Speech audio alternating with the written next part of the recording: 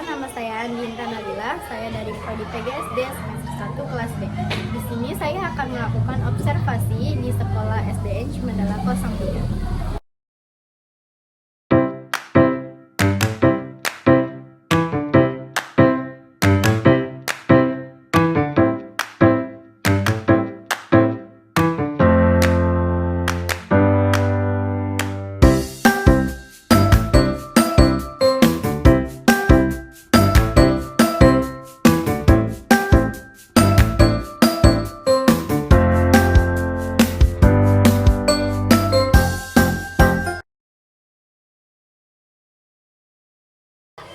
Berdasarkan hasil pengamatan saya di sekolah SDN Cimandala 3 ini mengenai pentingnya program PPK di sekolah dasar. Yang pertama yang saya ambil di sini adalah membentuk kepribadian siswa secara utuh. Yang dimana program PPK ini membantu mengembangkan karakter siswa menjadi disiplin, tanggung jawab, dan gotong royong. Nilai-nilai ini dapat mereka kembangkan lagi di saat mereka nanti turun ke dunia masyarakat. Yang kedua, menumbuhkan budaya positif di sekolah. Melalui kegiatan PPK ini, sekolah menjadi lingkungan yang kondusif untuk belajar, saling menghargai, dan menumbuhkan semangat kebersamaan. Kegiatan ini bisa dilihat melalui kegiatan gotong royong atau literasi pagi. Begitulah hasil pengamatan observasi kepramukaan di SDN Cimandala 3. Hasil dari pengamatan saya, kurang lebihnya mohon maaf. Assalamualaikum warahmatullahi wabarakatuh. Waalaikumsalam warahmatullahi wabarakatuh. Perkenalkan, nama saya Andi Intan. Saya dari Prodi PGSD semester 1 kelas D. Di sini saya akan mewawancara Pak Dedi dan Pak Fajar terkait PPK di Pramuka. Menurut pandangan Bapak, bagaimana cara sekolah menanamkan nilai-nilai karakter kepada siswa melalui program PPK? Cara menanamkan PPK di kita itu banyak sebetulnya yang sudah dilakukan. Yang pertama yang sering kita lakukan utamanya misalkan di kegiatan sholat duha, ya. Jadi kita hampir setiap hari Jumat, kalau misalkan tidak ada kendala cuaca dan sebagainya, selalu turut ada yang namanya sholat duha. Itu tujuannya salah satunya buat pendidikan karakter juga, terutama di untuk beribadah agama, kita di agama. Bukan berarti yang agama lain juga tidak ada kegiatan itu. Kita juga menyarankan kepada yang namanya untuk sama-sama mengikuti. Dan kebetulan kan di sini ada guru muslimnya ya, jadi mereka juga sama. Salah satunya itu. Kalau untuk di pramuka mungkin ya lebih tahu ya pelatihnya ya, kedua ini itu dia lebih tahu. Tetapi sepenglihatan kita memang juga pelatih seperti kami ini ya Bu Ari itu juga di sela-sela latihan seringkali diselipkan materi-materi yang memang arahnya ke PPK tadi. Untuk sementara itu ya. Menurut Bapak, apa kendala yang sering muncul dalam pelaksanaan program PPK? Kendalanya ya? Kendala untuk penerapan PPK di sekolah ini ya banyak banget sebetulnya ya. Yang pertama ini, seperti kita ketahui bersama, sekarang ini sudah ngetren media sosial yang sedikitnya tentu akan berpengaruh kepada karakter anak, ya kan, dengan adanya media ini, sehingga kita akan sedikit kesulitan karena pengaruh dari medsos itu luar biasa, ya. Dan hampir semua siswa di sini memiliki media tersebut seperti handphone gitu. Mereka lihat postingan di dunia maya, sehingga nggak menutup kemungkinan mereka terbawa, gitu kan? Mending kalau terbawanya ke hal yang positif. Nah, dengan kalau terbawanya ke hal yang negatif kan jelas itu jadi tantangan. Nah, gitu. Jadi pertanyaan tantangannya ya. Iya, kendala. Nah, kendalanya itu salah satunya. Kemudian yang kedua, kan ketika kita akan menerapkan PPK, orang tua, sekolah, siswa itu sendiri termasuk dulu semua harus berbarengan. Kalau salah satu itu aja nggak mendukung, ya kan? Sekarang sekolah punya program nih buat PPK, tapi gurunya atau siswanya sendiri nggak ikut mendukung, ya sama aja, itu terkendala. Itu satu. Jadi keempat komponen ini harus semua ikut aktif, ya bersinergi. Itu yang paling utama. Kemudian sarana prasarana lingkungan sekolah itu jelas mempengaruhi untuk menentukan karakter anak.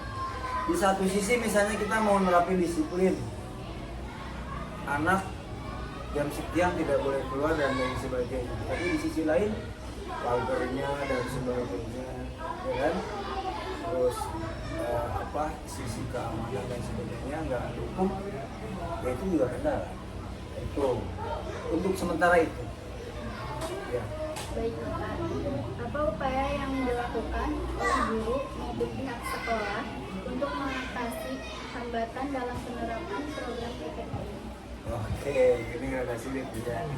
Hambatannya ya, Iya. dari semua yang tadi ini jelas itu hambatan semua ya. Salah satunya kita harus tetap menggali pertama apa dulu yang jadi hambatan, terus kita coba solusinya. Seperti contoh aja kegiatan sholat duha, itu hambatannya apa? Kita tempat, kan? Perlu ada alas buat duduk. Masa anak nggak dikasih alas duduk atau melakukan sholat duha nggak pakai alas? Nah, hambatan kita ada keterbatasan sarana prasarana. Mudah-mudahan kita harapannya pengen punya tenda supaya anak nyaman dalam sholat duha, semuanya bisa teduh, semuanya bisa sholat dengan nyaman dengan alas yang ada. Ya, sementara ini kita belum sampai ke sana. Itu jelas. Jadi pertama sarana prasarana, keduanya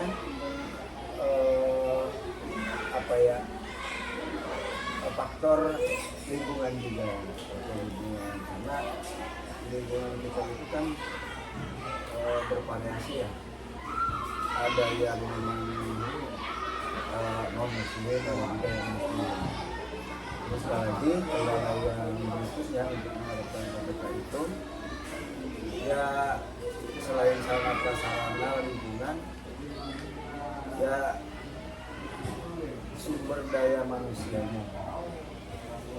Daya manusia dalam hal ini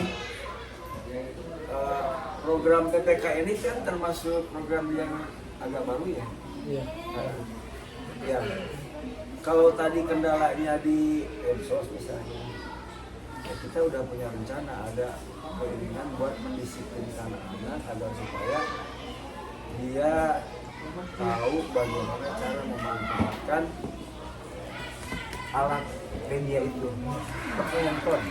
Kan sekarang ini masih belum ini, kita punya rencana ingin menata, ingin mengkondisikan, ingin membuat aturan anak dalam penggunaan handphone. Cuma memang belum sudah dimulai. Itu salah satu. Terakhir, dalam pandangan Bapak, apa manfaat utama program PPK bagi perkembangan dan perilaku siswa? Manfaat utama, sebetulnya luar biasa nih. Wajar pada kalian nih. Banyak emang sangat bermanfaat ya Pak ya. Ya manfaatnya banyak ya, untuk kegiatan pembiasaan untuk menunjang penguatan, terutama yang pertama itu kan akan kalau sholat duha ya kita akan mendekatkan diri kepada Allah Subhanahu wa Ta'ala.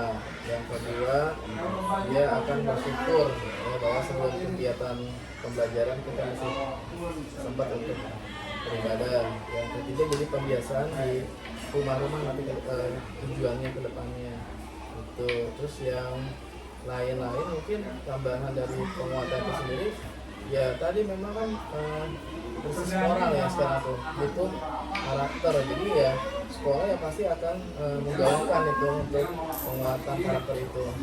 Salah satunya tadi dengan sholat duha, dengan kegiatan-kegiatan yang berkaitan dengan karakter kami. Mungkin itu dari saya.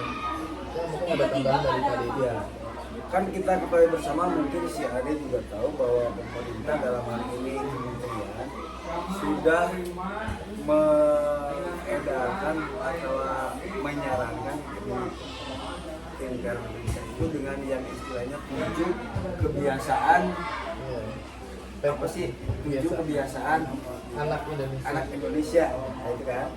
Itu jelas tuh, itu semua manfaat, ya kan? Pertamanya itu semua pembentukan karakter semua tuh, Iya. biar terbiasa bangun Dari pagi, bangun terbiasa tidur, makan ibadah, bergigi, ya. beribadah, itu semua. Nah, tadi pertanyaannya apa? Manfaat kan? Nah, jelas manfaatnya ya yang bisa diambil dari kecil itu, yang tadinya anak tidak terbiasa bangun pagi, yang tidak terbiasa beribadah, yang tidak terbiasa makan teratur, bangun teratur, insya Allah jadi manfaatnya sangat luar biasa. Itu saja ya. Baik Bapak, terima kasih atas waktu. Ya, sama-sama. Sebelumnya mohon maaf ya, Bapak. Dimaafkan. Assalamualaikum warahmatullahi wabarakatuh. Waalaikumsalam warahmatullahi wabarakatuh. Assalamualaikum warahmatullahi wabarakatuh. Perkenalkan, nama saya Andi Intan Nabila dari Prodi PGSD kelas semester 1 kelas D. Di sini saya bersama Pak Iwan. Saya ingin mewawancara Pak Iwan kegiatan tentang pramuka. Ya, boleh. Bapak, bagaimana cara sekolah ini menanamkan nilai-nilai karakter kepada siswa melalui program PPK? Oke, menanamkan karakter ya. Di sini itu karakter yang diterapkan yaitu setiap pagi sebelum melaksanakan kegiatan KBM mereka selalu sholat duha dulu.